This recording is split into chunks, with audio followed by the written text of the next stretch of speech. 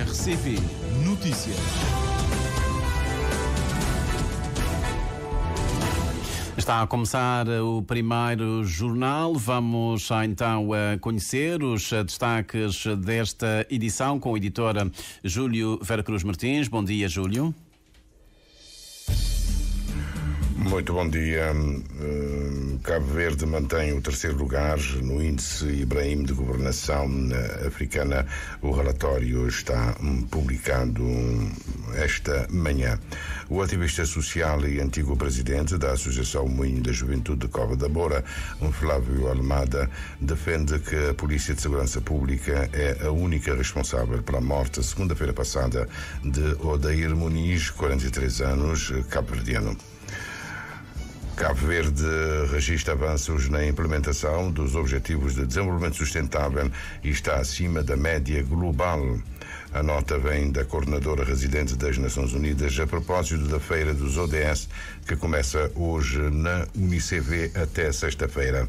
A perspectiva cristã da justa redistribuição de recursos de uma nação colocados ao serviço do povo é o tema de um dos painéis que formatam o segundo simpósio internacional sobre teologia política da fé, Humanismo Cristão e Ciências Religiosas, uma iniciativa da Escola Universitária Católica. O ano zero da Nova Europa, de Bernardo Pires Lima, chega a Cabo Verde. O livro aborda o contexto atual da Europa e os momentos desafiantes que a democracia atravessa e fala de Cabo Verde. O lançamento foi ontem na livraria Pedro Cardoso.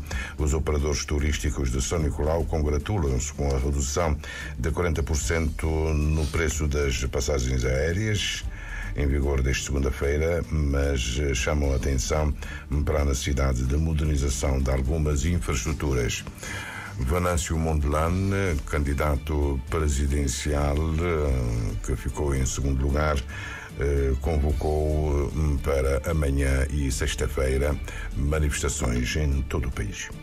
Situação complicada em Moçambique. São notícias para acompanhar já de seguida numa edição do Júlio Veracruz Martins. Bom dia.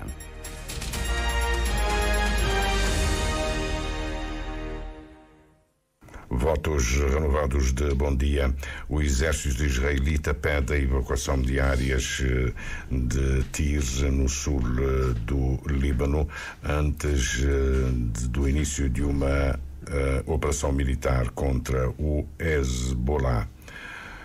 No norte de Gaza, palestinianos estão aterrorizados e fogem da ofensiva israelita, presos durante dias por uma ofensiva do exército israelita, depois de detidos e revistados por soldados. Milhares de palestinianos fugiram do norte da faixa de Gaza. Lufthansa prorroga a suspensão de voos para o Líbano até finais de fevereiro. Cabo Verde mantém o terceiro lugar no índice Ibrahim de governação africana 2024. O relatório publicado hoje de manhã coloca o país num grupo de 11 com melhor pontuação no ano passado, mas cuja avaliação geral se tem deteriorado nos últimos 5 anos. O índice Ibrahim de governação africana registra que Cabo Verde dedica mais de 10% do seu produto interno bruto à saúde e à educação, sectores onde as melhorias são mais notórias. Angola é um dos países com maiores progressos em termos de governação durante a década 2014-2023. Na escala continental de governação geral, Angola salta do 45º para o 36º lugar, graças a melhorias em 15 das 16 subcategorias entre 2014 e 2023. Publicado bianualmente desde 2006, o índice Ibrahim de governação africana avalia o desempenho de 54 países africanos ao longo de períodos de 10 anos.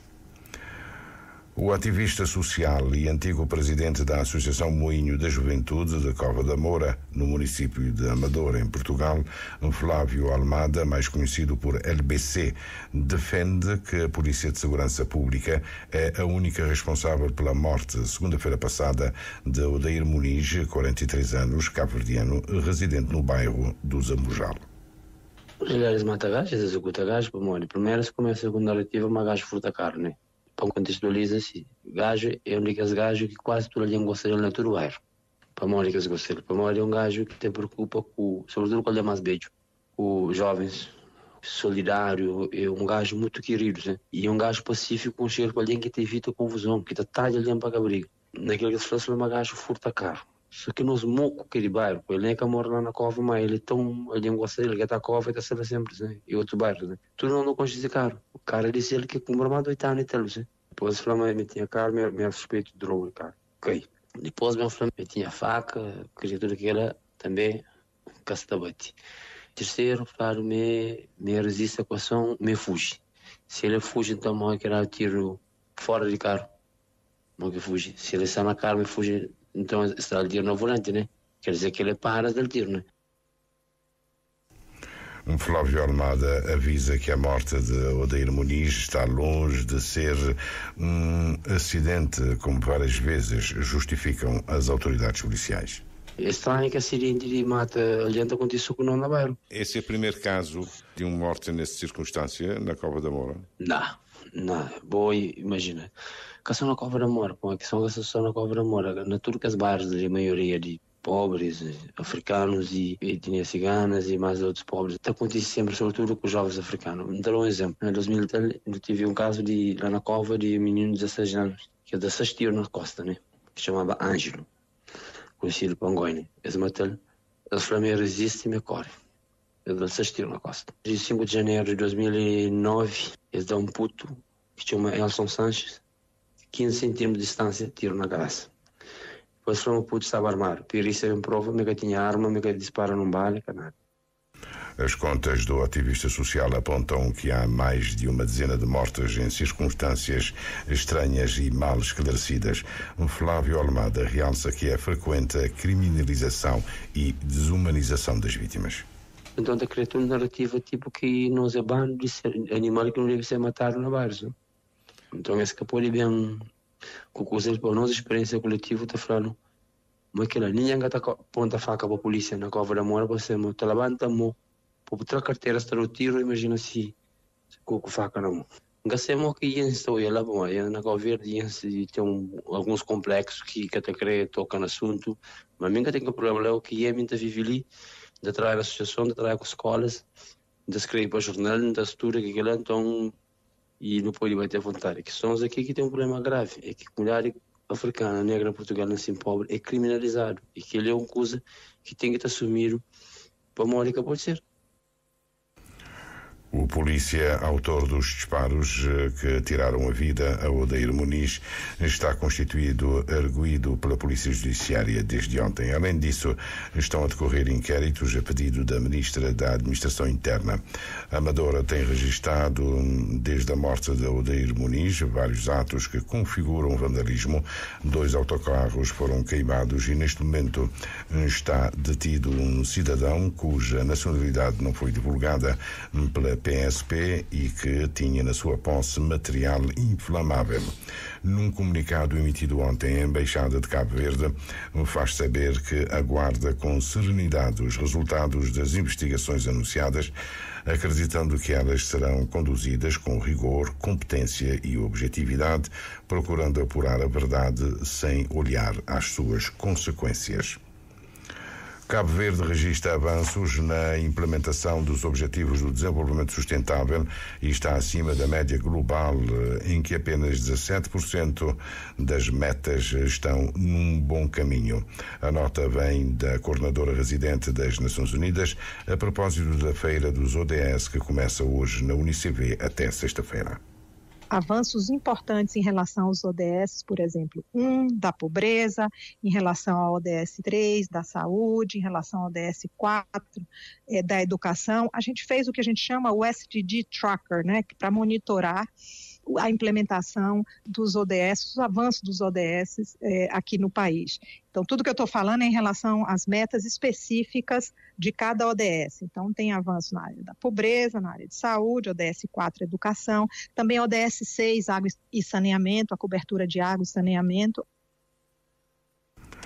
Patrícia Portela Sousa assinala que há desafios nos domínios da transição energética, do meio ambiente e da mudança climática.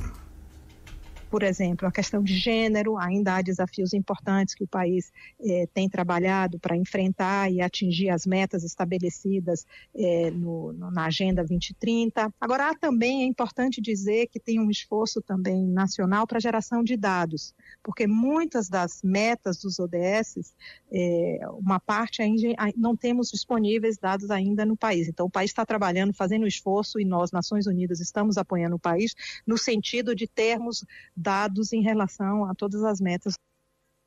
A Feira dos ODS, com o lema Inovação e Conhecimento para o Futuro Sustentável, é sobretudo a forma encontrada para comemorar o Dia das Nações Unidas, que é assinalado amanhã. Para nós, um prazer, uma honra estar junto com a Universidade de Cabo Verde e também trazendo outras universidades aqui do país, como a Unipiaget, a Universidade de Santiago, enfim, trazendo a comunidade científica, a comunidade que gera o conhecimento e que passa o conhecimento para as novas gerações, para falar sobre a contribuição da ciência, da inovação, da ciência produzida em Cabo Verde para os ODS. Para nós é de muita alegria e para que vermos as oportunidades que temos com o conhecimento, com a informação, sobretudo com a ciência que está sendo produzida em Cabo Verde para avançar o desenvolvimento sustentável. A sessão de abertura é presidida pelo Primeiro-Ministro Ulisses Correia Silva, com a presença do reitor da UNICV, Arlindo Barreto, e da coordenadora residente das Nações Unidas, Patrícia Portela Sousa. A perspectiva cristã da justa redistribuição de recursos de uma nação colocados ao serviço do povo é o tema-chapéu de um dos painéis que formatam o segundo simpósio internacional sobre a teologia política da fé, humanismo cristão e ciências religiosas. É uma iniciativa da Escola Universitária Católica. Além dos principais gestores da instituição, o segundo simpósio é inaugurado com intervenções do Presidente da República, José Maria Neves, e da Secretária de Estado do Ensino Superior, Euridice Monteiro. O jornalista Ailson Martins dá-nos mais detalhes.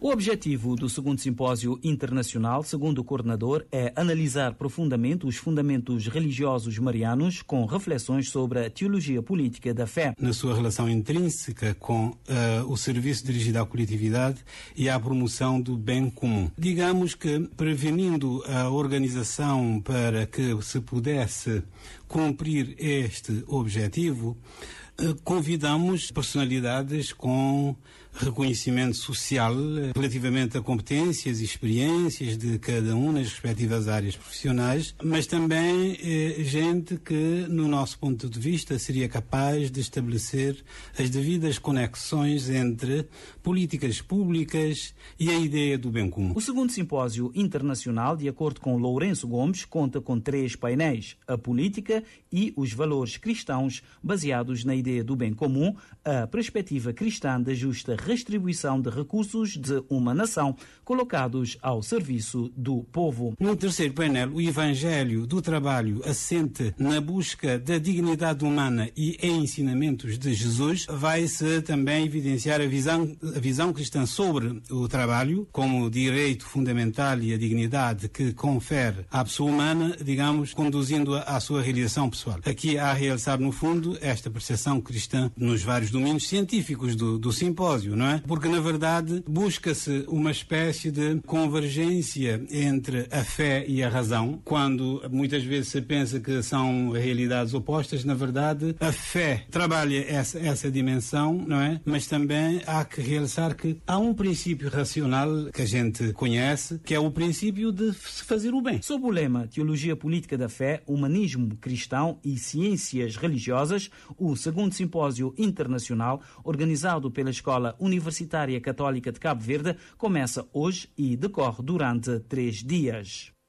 A Conferência de Partida, a Teologia Política da Fé, Subsidiariedade Social e Desenvolvimento Humano Integral está a cargo do pró-reitor da Universidade Católica Portuguesa, João Duque. O ano zero da nova Europa, de Bernardo Pires Lima, chega a Cabo Verde. O livro aborda o contexto atual da Europa e os momentos desafiantes que a democracia atravessa, em particular nos países europeus, e Ernestina Lopes, o autor, fala também de Cabo Verde. A obra levanta o véu sobre vários pontos em diferentes ângulos de abordagem e levanta questões sobre o sistema internacional dos outros continentes e não apenas no contexto europeu. O livro já vai na sua segunda edição. O autor, Bernardo Pires de Lima, fala sobre o conceito que convencionou chamar o ano zero da nova Europa. A esmagadora maioria do livro é sobre os desafios para a frente que a guerra levanta. Uma guerra cansativa para as opiniões públicas, que consome muitos recursos financeiros, militares, políticos, entre todas as democracias, e aqui extensíveis também aos Estados Unidos, e nós não estávamos habituados a isso na Europa. Depois modifica aquilo que tinham sido os anos transatos desde o final da Guerra Fria, ou seja, 3 décadas de regras de convivência. E agora as potências, nomeadamente a Federação Russa, usa o poder militar para alterar fronteiras, para esmagar o direito internacional, para violar o direito humanitário e para abafar a soberania e a independência de uma nação em particular. E isso não é admissível. Não é admissível na Europa, não é admissível no Médio Oriente. Não pode ser esse o modus operandi das relações. O autor considera que os europeus negligenciam durante 30 anos um conjunto de situações que agora emergiram como essenciais e que estão devidamente retratados no livro. Há espaço para partidos extremados, populismos, nacionalismos, para contrapor a tudo isto. Portanto, vivemos um bocadinho um momento existencial e foi tudo isto que eu procurei trazer no livro. Do ponto de vista pragmático, Bernardo Lima vê sinais preocupantes para o futuro dessa nova Europa. E acho que há sempre soluções se as democracias trabalharem melhor em conjunto.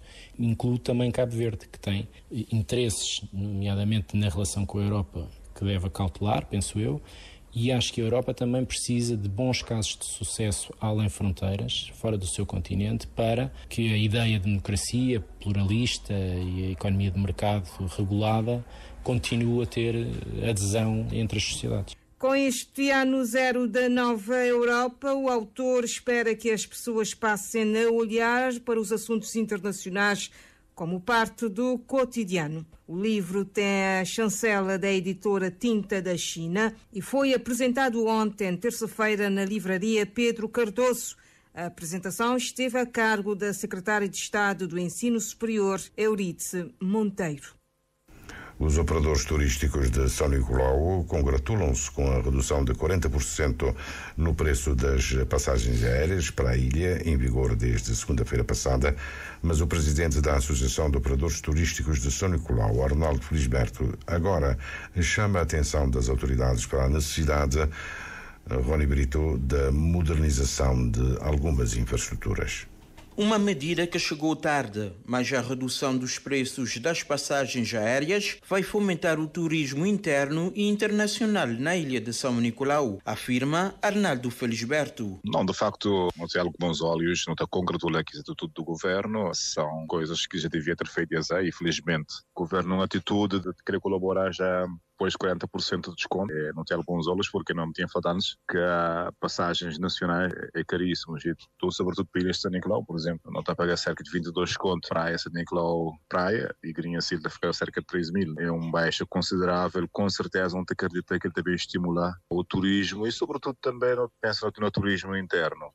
Nós sabemos que o cabo-verdiano que até conchina as ilhas às vezes e uma daquelas condições é questões da passagem. Então, ele também fomenta tanto o turismo internacional e também para nacionais ali para a visita a São Nicolau, que o Mira tinha para mostrar. No entanto, o presidente da Associação de Operadores Turísticos da Ilha do Chiquinho ressalta que a ilha ainda necessita de infraestruturas básicas. Sem mexer naquela natureza, mas de infraestruturas básicas, desde aeroportos e portos, eletricidade no aeroporto e melhoria de cais. Sempre que lá é coisas, São Nicolau ainda tem muito para fazer. Então, de acordo que ela acho que é desenvolvimento nunca está conseguido de um dia para o outro, mas precisa realmente ter uma atenção mais específica no São Nicolau. Por isso, como tu falas, às vezes, é aquela discriminação mais brava. E bom, sobretudo também quando está na fomento, na conseguir coisas para jovens ficar na São Nicolau. Cria a oportunidade para quem que decidir ficar na São Nicolau. Por isso, não te pensar que tem muita coisa para fazer, seja decisões e também de infraestruturas. Os 40% de desconto em cada bilhete de passagem, sem incluir as taxas aeroportuárias, são suportadas pelo governo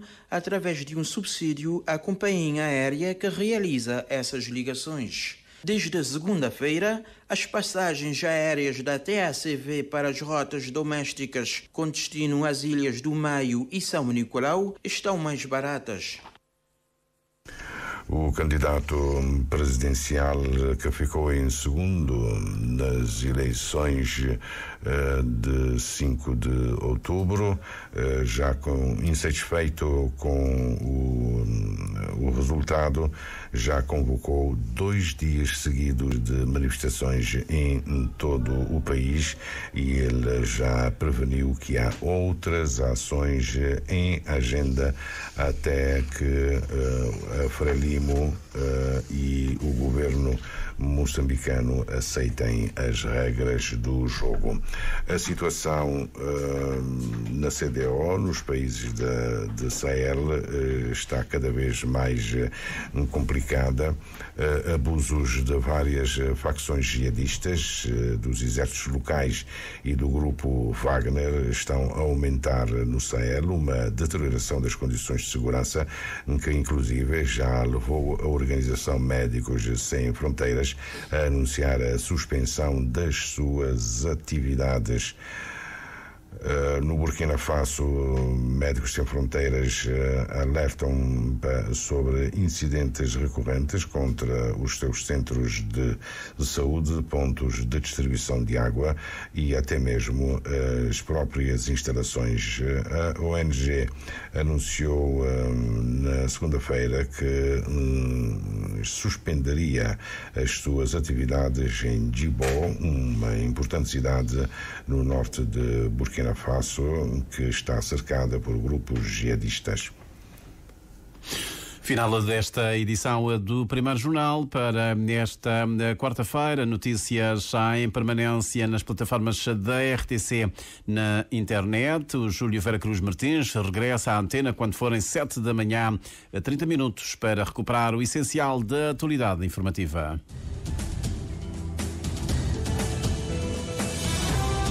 Mais informações em www.rtc.cv e na aplicação RTC Mobile. RCV, o rigor da notícia e o melhor da informação a cada hora.